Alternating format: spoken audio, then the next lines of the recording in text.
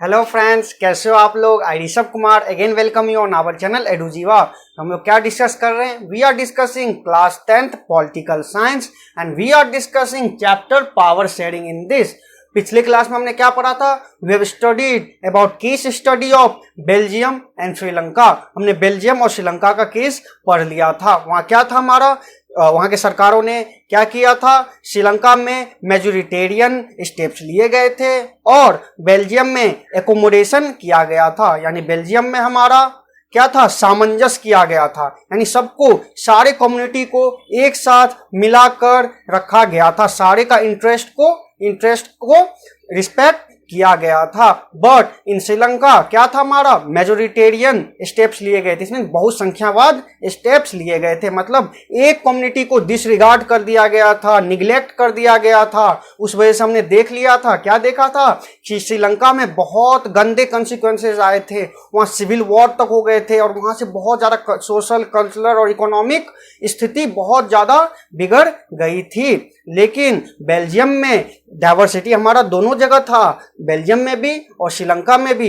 लेकिन बेल्जियम में विवेकपूर्ण, जो वहाँ के नेता थे उन्होंने विवेक से काम लिया और उन्होंने एकोमोडेशन किया। एकोमोडेशन मीन सामंजस्य किया, सब एक साथ मिलके काम किए। तो वहाँ से कोई किसी भी तरह का पार्टीशन नहीं हुआ कंट्री में और सब मिलजुल कर साथ में एक साथ रहने लग गए। हमने यहाँ तक डिस्कस कर लिया है। तो बेसिकली हमने कंक्लूजन क्या देखा था? दो कंक्लूजन देखा था। एक हमने बेल्जियम से कंक्लूजन निकाला था और एक श्रीलंका से निकाला था। बेल्जियम से हमने क्या कंक्लूजन निकाला था? That unity of country is possible only when only on respecting the feeling and interest of different groups। यानी हम देश में एकता तभी बरकरार रख सकते हैं जब उस देश के जितने भी कम्युनिटी हैं या फिर जितने भी रीजन्स हैं, सबके इंटरेस्ट और फीलिंग को रिस्पेक्ट किया जाए। This means mutually accepted arrangement किया जाए, जो सबको मान्य हो, तभी देश में एकता रह सकता है।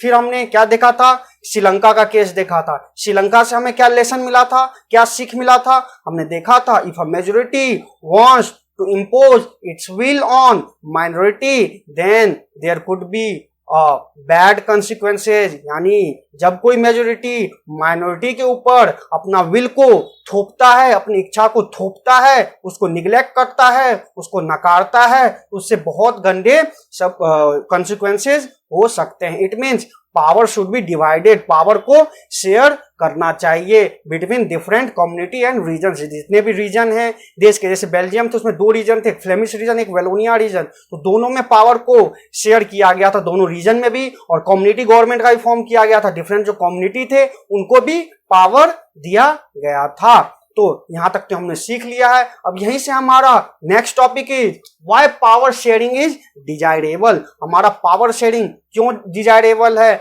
मतलब क्यों हम सब इच्छा करते हैं कि पावर शेयरिंग होना चाहिए, हमारे पावर शेयरिंग का जरूरत क्या है, तो यहीं से हमें आता है। तो basically there are two reasons given for this. इसके दो सेट ऑफ रीजन दिए जाते हैं, one is prudential reason and one is moral reason. तो सबसे पहले हम लोग जानते हैं व्हाट इज प्रूडेंशियल रीजन और व्हाट इज मॉरल रीजन। क्योंकि रीजन्स सभी अभी आप पढ़ोगे, रीजन्स आपको पता चल जाएगा। लेकिन आपको कभी भी तर्क दिया जाता है, लॉजिक दिया जाता है, रीजन किया जाता है, तो इन्हीं दो रीजन्स पे, किसी भी चीज पे रीजन किया जाता है। One is prudential reason and one is moral reason. तो इसे जानना, हमें इन दोनों टर्म को जानना बहुत जरूरी है कि प्रूडेंशियल रीजन क्या होता है और मॉरल रीजन क्या होता है। उसके बाद हम देखेंगे कि प्रूडेंशियल रीजन क्या कहता है पावर शेयरिंग का और मॉरल रीजन क्या कहता है पावर शेयरिंग का। बट उससे पहले लेट अस सी कि प्रूडेंशियल रीजन क्या होता है और मॉरल रीजन क्या होता है। प्रूडेंशियल रीजन को हिंदी में कहते हैं विवेकपूर्ण तर्क और मॉरल रीजन को कहते हैं नैतिक तर्क। विवेकपूर्ण तर्क मतलब क्या हुआ? हम लोग आपको विवेक का यूज करना है, लेकिन विवेक का यूज कैसे करेंगे? तो देखिए, इसको मैं एक सिंपल एग्जांपल से समझाता हूं। और नैतिक तर्क किसको कहेंगे? इसको भी हम लोग एक सिंपल एग्जांपल से समझाता हूं। ये दो चीज के बीच में कंपैरिजन है, राइट वर्सेज गुड। मतलब क्या सही है, क्या गलत है, ये एक मैटर हो गया। दूसरा चीज, वो अच्छा है या बुरा है, वो दूसरा मैटर हो गया। यानी कोई भी चीज या तो अच्छा हो सकता है या बुरा हो सकता है, वो दूसरी मैटर हो गई। और वही चीज अच्छा होते हुए भी सही हो सकता है या गलत हो सकता है, वो दूसरा चीज हो गया। सपोज एग्जांपल से आप लोग सोचो कि आप लोग सोचते हो कि हमें एक अपना कोई फ्रेंड है, हमें अपने फ्रेंड से झूठ नहीं बोलना चाहिए। ये आप लोग के दिमाग में कभी भी आप लोग सोचते हो, कभी भी ऐसा टाइम आ जाता है तो आप लोग कहते हो कि नहीं, हमें अपने दोस्त को झूठ नहीं बोलना चाहिए। ये क्या होता है? मॉरल रीजन है, दिस इज नैतिक रीजन। नैतिकता, हमारी नैतिकता कहती है, हमारा मोरल कहता है कि नहीं, we should not lie to them, हमें अपने दोस्त के साथ झूठ नहीं बोलना चाहिए। दिस इज मॉरल रीजन, ये नैतिक तर्क है। उसके बाद हमारा तो विवेकपूर्ण तर्क क्या होता है? देखिए, विवेकपूर्ण तर्क हम लोग कैसे लगाते हैं, हम लोग कैसे अपना विवेक का प्रयोग करते हैं। हम लोग सोच के चलते हैं क्या कि हम लोग अगर झूठ बोलेंगे और हमारे दोस्त को अगर पता चल जाता है तो अच्छा नहीं होगा, हमारे रिलेशन खराब हो सकते हैं, हमारे रिलेशन खट्टे हो सकते हैं। तो हमने बेसिकली मॉरल रीजन में क्या किया, यानी नैतिक में क्या किया, मॉरली देखा, उसको नैतिकता से देखा कि नहीं, झूठ बोलना पाप है, झूठ हमें नहीं बोलना चाहिए। That is moral reason. और प्रूडेंशियल रीजन क्या हुआ, हमने एनालाइज किया, अपने दिमाग में क्या किया, प्रॉफिट एंड लॉस के बारे में सोचा, गेन एंड लॉस के बारे में सोचा कि नहीं, ये करने से ये बुरा हो सकता है या अच्छा हो सकता है। ये क्या हो गया हमारा प्रूडेंशियल रीजन, या हमने विवेक का प्रयोग किया। तो बेसिकली आपको समझ में आ गया होगा कि प्रूडेंशियल रीजन क्या होता है और मॉरल रीजन क्या होता है। प्रूडेंशियल मतलब अच्छा या बुरा, और मॉरल रीजन मतलब सही या गलत। सही या गलत का फैसला हम मॉरल रीजन से करते हैं और अच्छा और बुरा का फैसला हम लोग विवेकपूर्ण तर्क से करते हैं कि फ्यूचर में अच्छा होगा कि नहीं होगा, वो हमारा प्रूडेंशियल रीजन होता है। लेकिन वही चीज सही है या गलत है वो हम लोग मॉरल रीजन से देते हैं। तो अब तो हमें इन दोनों चीज के बारे में पता चल गया। हम लोग देखते हैं इन दोनों रीजन के हिसाब से हमारा पावर शेयरिंग को हम लोग कैसे सही ठहरा सकते हैं, as per prudential reason and as per moral reason, यानी नैतिक और विवेकपूर्ण दोनों तरीका से हमें इसको पावर शेयरिंग को सही ठहराना है। तो लेट अस सी कि कैसे होगा। तो देखिए, सबसे पहले हम लोग देखते हैं प्रूडेंशियल रीजन। प्रूडेंशियल रीजन मैंने क्या बोला, कोई भी चीज अच्छा होगा या बुरा होगा। तो हमारा पावर शेयरिंग क्यों अच्छा होगा? तो मॉरल रीजन, प्रूडेंशियल रीजन हमारा किस चीज पे फोकस करता है, किस चीज पे स्ट्रेस करता है? इस stress that power sharing will bring out better outcome. मतलब अगर हम पावर शेयरिंग करते हैं तो हमारे अच्छे आउटकम आएंगे, अच्छे रिजल्ट आएंगे। ये हमें प्रूडेंशियल रीजन ये चीज कहता है कि हमारा अच्छा रिजल्ट आएगा आगे। और मॉरल रीजन क्या कहता है? It emphasize that the very act of power sharing is valuable. मतलब पावर शेयरिंग जो एक्ट है, पावर शेयरिंग का जो एक्ट है, हम लोग जो पावर शेयरिंग कर रहे हैं वो वैल्यूएबल है, वो सही है। ये हो गया सही या गलत का फैसला, और ये हो गया अच्छा और बुरा का फैसला। तो प्रूडेंशियल रीजन हमें क्या बोल दिया कि पावर शेयरिंग अच्छा है, हमें आगे चल के अच्छे रिजल्ट आएंगे। और मॉरल रीजन क्या कह दिया हमें कि हमारा ये सही है। सही और गलत मैंने बोला ना, मॉरल रीजन यानी हमारा पावर शेयरिंग सही है। अब देखते हैं कि पावर शेयरिंग कैसे अच्छा है और कैसे वो सही भी है, यानी दोनों रीजन से, मॉरली भी और प्रूडेंशियली भी, दोनों हिसाब से हम लोग पावर शेयरिंग को सही ठहरा सकते हैं। मतलब वो सही भी है और अच्छा भी है। तो लेट अस सी।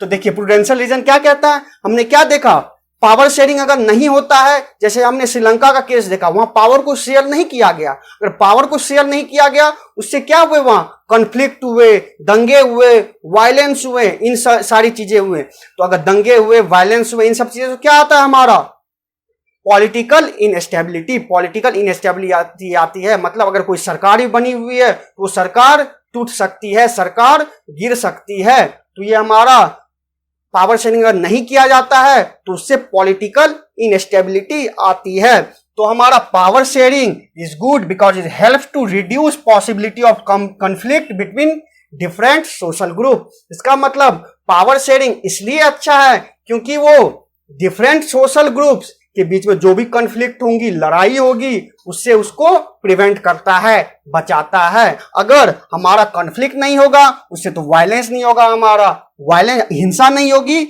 और पॉलिटिकल इनस्टेबिलिटी नहीं आएगी। मतलब सरकार बच जाएगी, सरकार नहीं गिरेगी, देश अच्छे से काम कर पाएगा। तो दिस इज प्रूडेंशियल रीजन। यहाँ क्या बोला, अच्छा है, हमारा पावर शेयरिंग अच्छा है, ये अच्छा आउटकम लाएगा, हमारा अच्छा रिजल्ट लाएगा, क्योंकि इससे दंगे फसाद नहीं होंगे। और इससे क्या होता है हमारा प्रूडेंशियल रीजन, अगर दंगे फसाद नहीं होंगे, कॉन्फ्लिक्ट नहीं आएंगे, तो इससे हमारा स्टेबिलिटी ऑफ पॉलिटिकल ऑर्डर आएगा। इसका मतलब हमारे देश में पॉलिटिकल स्टेबिलिटी आएगा। पॉलिटिकल स्टेबिलिटी आएगा, इसका मतलब देश सही से रह पाएगा, देश का कानून सही से चल पाएगा। Everyone would follow the constitution, सब संविधान को फॉलो करेंगे, क्योंकि वो म्यूचुअली एक्सेप्टेबल एग्रीमेंट होगा अगर पावर शेयरिंग हो रहा है तो। लेकिन अब हमने प्रूडेंशियली तो देख लिया, विवेकपूर्ण तरीके से कैसे अच्छा है, और हम लोग देखते हैं कि मॉरली कैसे हमारा पावर शेयरिंग सही है। देखिए कैसे सही है। सबसे पहले हम लोग इसको जानने से पहले डेमोक्रेसी जानते हैं। डेमोक्रेसी को अब्राहम लिंकन साहब ने कैसे डिफाइन किया था। Democracy is of people, by people and for people. मतलब डेमोक्रेसी लोगों का, लोगों के लिए एंड लोगों के द्वारा है, यानी लोकतंत्र लोगों का, लोगों के द्वारा और लोगों का है, लोगों के लिए है। तो यही हमारा डेमोक्रेसी होता है, यानी हमारा लोग ही रूल करेंगे, जो वहां का सिटीजन है, वहां का जनता है, वही रूल करेगी। That is the democracy. तो डेमोक्रेसी में बेसिकली क्या होगा, अगर जनता अलग अलग डाइवर्स ग्रुप के हैं, वहां पे बहुत ज्यादा डाइवर्सिटी है, तो हमें क्या करना पड़ेगा, जितने भी जनता हैं सबके बीच में हमें पावर भी तो शेयर करना पड़ेगा। पावर अगर हम शेयर नहीं करेंगे, वही जैसे हमारा श्रीलंका में था, मेजोरिटेरियन वाला, बहुसंख्यावाद वाला करेंगे, तो हमारे कॉन्फ्लिक्ट पैदा हो सकते हैं। लेकिन हमारा डेमोक्रेसी ही पीपल का द्वारा रूल होते हैं, by the rule of people. तो पावर शेयरिंग क्या is the very spirit of democracy. ये हमारा डेमोक्रेसी का आत्मा ही है। कैसे आत्मा है, तो देखिए इससे क्या होता है, डेमोक्रेटिक रूल होता क्या है, और democratic rule involve sharing of power with those affected by exercise and who have to live with this effect. Democracy का मतलब ही क्या होता है, डेमोक्रेटिक रूल का मतलब ही क्या होता है कि जो जनता रहेंगी वहां पे, जो जनता बस रही है, और जो जनता पे जो नियम लागू होंगे वो उन्हीं जनता को डिसाइड करना है कि हमारे ऊपर क्या नियम लागू होंगे। तो बेसिकली क्या हो गया कि हम जनता ही डिसाइड करेंगे कि हमारे ऊपर कैसे कानून लगने चाहिए। तो ये हमारा स्पिरिट ऑफ डेमोक्रेसी हो गया, आत्मा हो गया डेमोक्रेसी का। तो इसलिए पावर शेयरिंग होना चाहिए, मॉरली भी सही है। अब देखिए, अगर कोई भी लेजिटिमेट गवर्नमेंट, अगर डेमोक्रेटिक गवर्नमेंट है, उसमें हमारा क्या होना चाहिए, legitimate government is one where citizens through participate and acquire a role in the system. मतलब क्या हुआ, हमारा डेमोक्रेसी होता क्या है, हम लोग जनता हैं, जनता क्या करेगी, एक्टिव पार्टिसिपेशन करेगी। कोई भी आदमी खड़ा हो सकता है इन द इलेक्शन, और वो गवर्नमेंट में हिस्सा हो सकता है।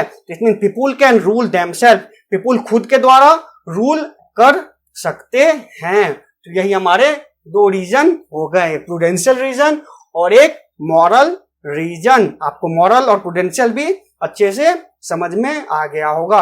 ये हमें क्या बोला कि ये अच्छा होगा, आगे चल के अच्छा होगा, और मॉरल रीजन ने हमें कहा कि नहीं ये सही भी है। अगर मॉरली देखें हम लोग, नैतिकता से देखें, तो ये हमारा सही है, ऐसा ही होना चाहिए। तो हमारा मॉरली भी पावर शेयरिंग सही है, क्योंकि ये पावर शेयरिंग लोकतंत्र की आत्मा है। आत्मा क्यों है, क्योंकि लोकतंत्र का मतलब ही होता है लोगों का, लोगों के लिए, लोगों के द्वारा। इसका मतलब जो लोग, हम लोग इफेक्ट हो रहे हैं, हमें हमारे ऊपर कैसा रूल होना चाहिए वो हम ही तय करेंगे। तो ये हमारा हो गया मॉरल रीजन। इसका मतलब पावर शेयरिंग मॉरली भी सही है। और हमारा प्रूडेंशियल रीजन तो आपको मैंने बता ही दिया, इससे हमारे स्टेबिलिटी आएगी, हमारा कॉन्फ्लिक्ट कम होगा, वायलेंस कम होगा, तो देश अच्छे तरीके से चलेगा। तो हमने दोनों तरीका से प्रूव कर दिया, प्रूडेंशियली भी प्रूव कर दिया और मॉरली भी प्रूव कर दिया कि पावर शेयरिंग जरूरी है। तो आई होप कि आपको ये चीजें अच्छे से समझ में आ गई होगी। अब इन्हीं के बेसिस पे will study about forms of power sharing. Power sharing के क्या फॉर्म्स होते हैं, वहां हम basically horizontal distribution, vertical distribution, power sharing among different social groups, इन सब चीजों के बारे में स्टडी करेंगे। और मैंने जो कुछ भी पढ़ाया है उसका notes along with previous year questions, NCERT solution and many more resources. You can download it from our website edujiva.com. तो थैंक यू दोस्तों, और हमारे चैनल एडुजीवा को लाइक, सब्सक्राइब और शेयर कर दें। थैंक यू दोस्तों, बाय।